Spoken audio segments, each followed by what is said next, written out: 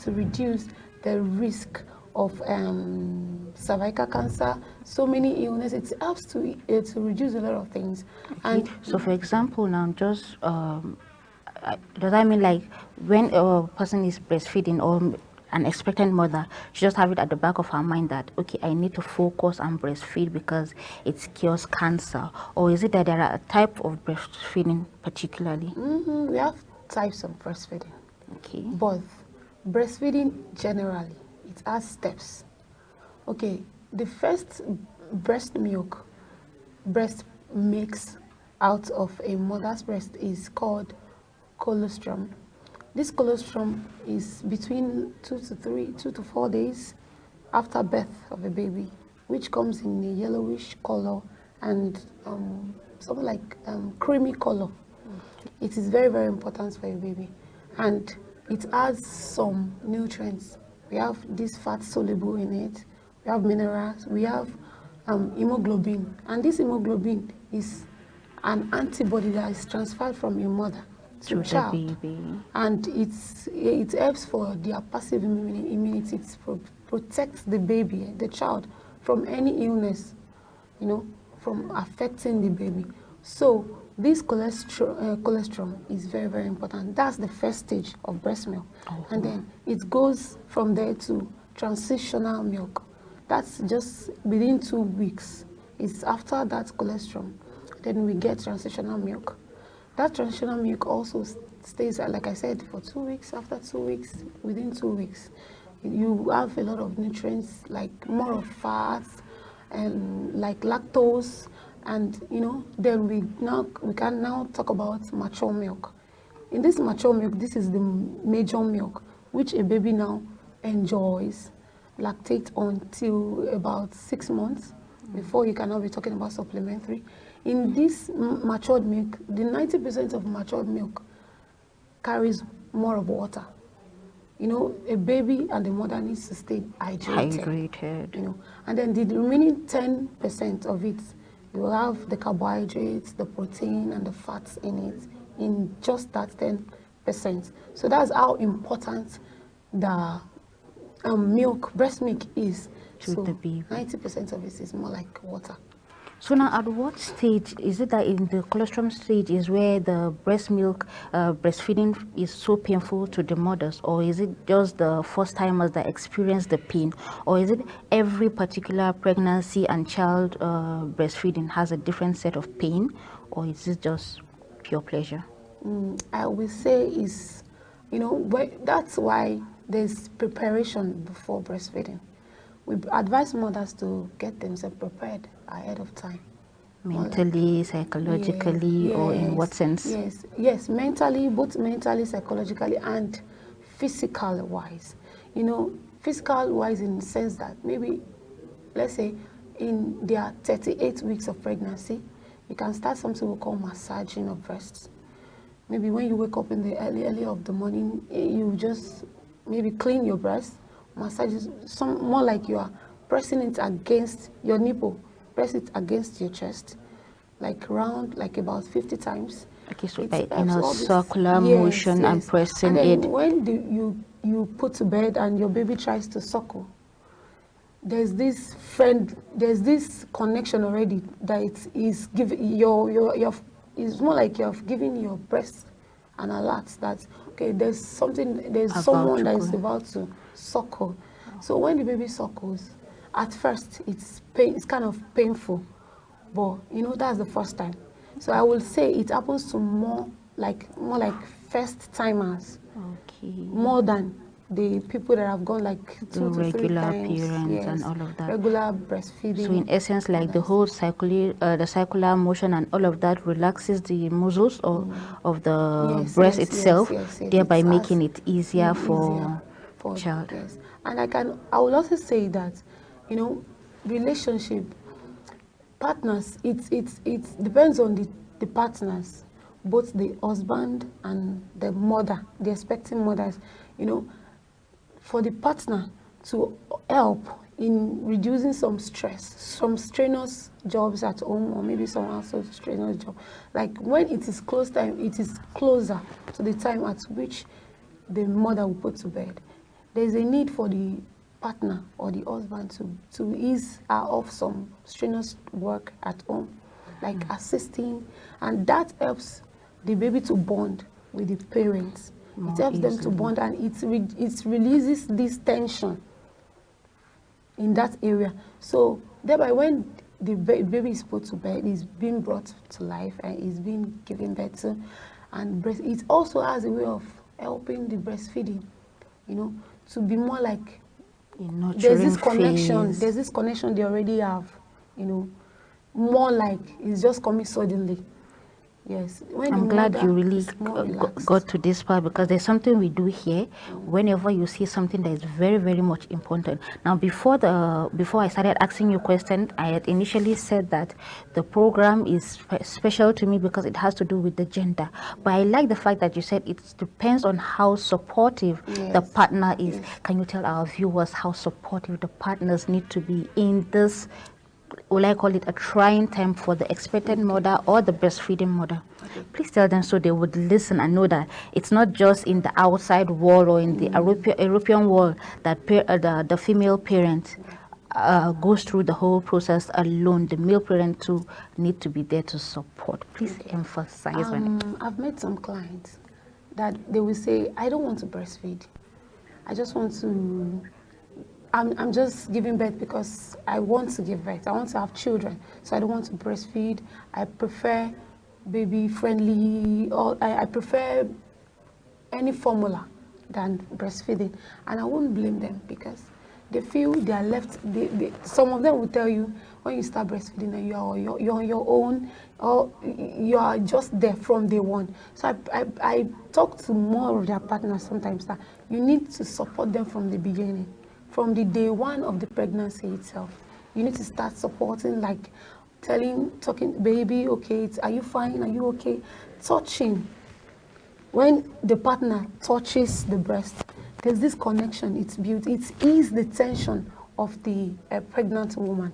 It has a way of easing the tension of the pregnant woman. The regular touching, the regular encouraging. Don't worry, we are in this together. She wants to carry something, you just help her and carry it. Maybe she has like 4 or 5 things to do in the house. You just tell her, okay, once you're done with this, I'll do the other. It gives her this mentality or this consciousness of, I'm not in this together, and it eases the tension. And when it is time for her to breastfeed, it makes the workload, The whole transition is so easier than you can think or imagine. Well, you had it. If you hadn't heard it before, now you're hearing it. And be sure, as usual, you're hearing it here on Global TV. Please be a supportive partner. Yes, you. Of course, I mean you. Yes, you yourself. Please do try as much as you can to be a supportive partner. Now back to you, Mrs. Gloria. What exactly are the advantages of breastfeeding to both the mother and the child? Okay, we have lots of importance or benefits of breastfeeding. Okay, we have perfect nutrition. Breast milk itself has enough nutrition for the baby to last, at least for their first month, for the first months of their life, and for about 2nd to the 6th month. That's about half of their 1 year of their life. So it is very important. It is very, very important to that aspect that they don't even need additional nutrients. There's carbohydrates, there's fats, there's minerals, there's vitamins. All the vitamins and the carbohydrates needed for the baby to survive and to be protected from illness and diseases. And we have what is called protection. It protects, like I said, it protects the baby from illness or any diseases. It also helps the mother, it also helps the mother to reduce the pressure, like I said before, and it also helps to reduce the risk of cancer. Cancer, yes, you mentioned cancer earlier. Yes, because this and it also contracts. The more the baby suckles, it helps in contracting the womb, the uterus, it helps to contract and then takes back the womb to the pre-pregnancy stage it has, or the size it was before the pregnancy. So in essence, I'm liking where you're going with this. So in essence, the breastfeeding advantage of the breastfeeding is that it helps the mother to go back to her initial stage easier, and all of that. Yes, easier. The size. Oh, so it's like a secret weight loss journey. It helps the woman to go back in shape. Exactly. Proper. And findings has made us to understand that breastfed babies are more likely to be more intelligent. They have better IQ. Yes, than the averagely fed babies. Wow. So in essence, is the breastfeeding as important as it is to the mother and it is to the child? Yeah, to the child. My people, I hope you're hearing that. It is important to the mother as important as it is to the child. And I hope you're learning as much as I am learning, because trust me, I am learning a lot. As you can see, I'm smiling ear to ear.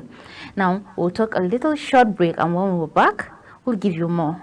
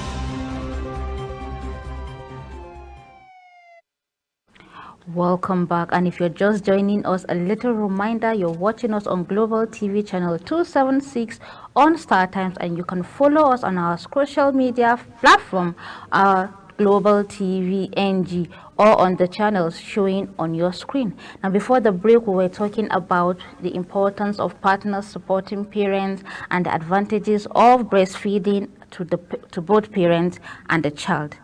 Now, Madam Gloria, I don't know why I'm calling you Madam Gloria. I'm just feeling the whole vibe. And like I said earlier on, it's my gender thing. Maybe that's why I'm just so excited and all of that. And my producers and the production team are like so excited because finally they're understanding better about breastfeeding. Because for some reasons, people tend to think breastfeeding is just breastfeeding the baby. They feel they don't just understand the trauma or the sensitivity it like the mother herself goes through. Now, Gloria, please, what exactly is the most important stage of breastfeeding the baby? Okay, like I said earlier, I said the first month is very, very important after birth, because that's first breast milk immediately after birth, that's within 2 to 4 days, is very, very important, which is the colostrum milk. So it's very, very important at that first stage. So I advise mothers, before they introduce complementary food, it should start from, okay, you can't wait, maybe you can't wait before your baby complements the breast milk. Let's start from 5 months. But you see, the very first month, you know, some have taken delivery of some mothers immediately. It's not even going to be up to 2 days. They are still in the hospital premises, and they'll be asking you, "Can I give my baby water?" Yeah. You know, it's all the water. Like I told you, breast milk has 90% of water in it. It only has 10% of other nutrients. Do you understand? So breast milk has enough water to carry the baby on. Some mothers feel, okay, my baby is not eating well, breast milk is not enough. Those are one of the fears. I'm glad you mentioned that, because a few years ago my friend gave birth and I was lucky enough to be among the people that stood with her and all of that. It was a life-changing moment for me. And then throughout the first day, I mean for almost 12, 13 hours, her breast wasn't just pumping out milk, and the baby kept crying and crying, and she, like, obviously she was so tense and scared. At some point she started crying. We were literally begging the nurses and the doctors to allow us feed the baby water and all of that, and then they told us no, it's very, very important that the baby Yes. just take the milk. Exactly. At some point we had to like squeeze her, press her, do all manners of things and all of that, but long last she finally did had the breast milk and all of that. And I saw firsthand the trauma she went through and all of that, because she was so agitated. Everything was just making her angry and reacting both positively to negative things and negatively to positive things. And I was like, okay, is that what people go I through? think there was a low preparation, just like preparing before birth. You know, I spoke about preparing your breast milk before birth. So I think that was where some mothers tend to say, okay, I'll wait till after birth. But they don't know preparation even starts before you even conceive. Okay. Yes, it's as a way of you starting, preparing yourself. That's where the massage comes from. When you know you are expecting mother, you are expecting to have a child of your own that you will breastfeed. You should start preparing your breast milk or your breast for the production of that milk. But in whichever way, after birth, if there was no, you think there was not enough milk, definitely there is. Really? You might be thinking it's not enough for the baby, but it is enough for the Wow. baby. The breast milk is very much enough. Because okay, so is there any situation or incident where there is no breast milk at all? Because I've had cases where the patients are being told they don't even have breast milk. They have to start introducing other form of feeding to That the was why baby I and all said of that. in some conditions there are health issues that might come up. Probably the mother has some complications with breast before then, maybe surgery, breast surgery, or some illness. So people are entitled to their opinions. It's not that it's a do or die affair. Yeah. But if you think I can't do this, but there are some baby-friendly Formulas and all of good that. formulas that what what we are saying now is breast milk is the best. If you have it, you should go for it. Okay.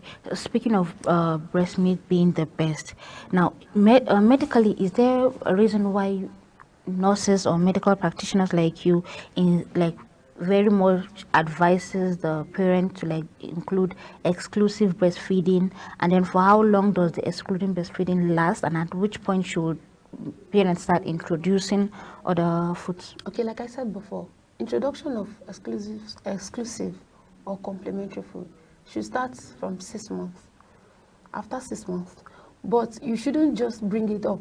It's more like a newborn baby brought to life, okay, and then you just give the baby something like swallow, like semo or something. The baby, Or choke there or will be a lot something of like the stomach. stomach. Yeah. Okay, so you just start maybe from the 5th month. You are eating, maybe from the soup or from whatever you're eating, just a tip of your finger, dip it to the baby's mouth. The baby knows there is something different from my breast milk. Then gradually like that, then from the 6th month you now start introducing, because some mothers complain that their babies don't eat, they still prefer only breast milk. That's because you just brought it up suddenly to the baby and you don't expect the baby to just grab it with full chest. Okay. Yeah. So are there any particular medications that breastfeeding mothers are supposed to avoid during the period of breastfeeding? It depends. If a breastfeeding mother is well and healthy, there shouldn't be any need for medications. But if peradventure there is malaria or something, the breast milk does not have the baby the illness does not have anything to do with as far as the baby is breastfeeding well. Okay. That's why this breastfeeding comes in. That's where it comes in. So very quickly, is there any advice you can give to expectant mothers and mothers that are breastfeeding on the various things they should do to help protect their babies in terms of hygiene? Okay. Okay, my advice to Yes. mothers and expectant mothers is, Lastly, first very of all, quickly. to say they shouldn't be scared of breastfeeding. It's good for them and their baby. Very, very perfect. And then also, they should, you know, there are some foods to eat. There are some important, like vegetables, milk, yogurts. These things are very good for mothers In terms of hygiene too? Yes, yes, in hygiene. And then also cleaning of their breasts, even while they are still pregnant before birth, is very, very important. And hydrating themselves. Mothers should learn to hydrate themselves. I always tell my mothers this, my expectant mothers, to always be hydrated and exercise. It is very, very important. These simple and little things are very, very much important for mothers and expectant mothers. Well, thank you very, very much for that. We really appreciate that. And a little reminder, or should I say the last one, you are watching us on Global TV channel 276 on Star Times. It has been a wonderful period talking to Gloria Simon, sorry for that, and we really appreciate her effort. Now join us same time, same week for the next program. And if you enjoyed this content, please drop a message for us and ask us what you want us to talk about in the nearest, what disease or what sickness is there that you want to know more about. Until then, I remain your host, Fauziya Lukman, telling you thank you very much for watching.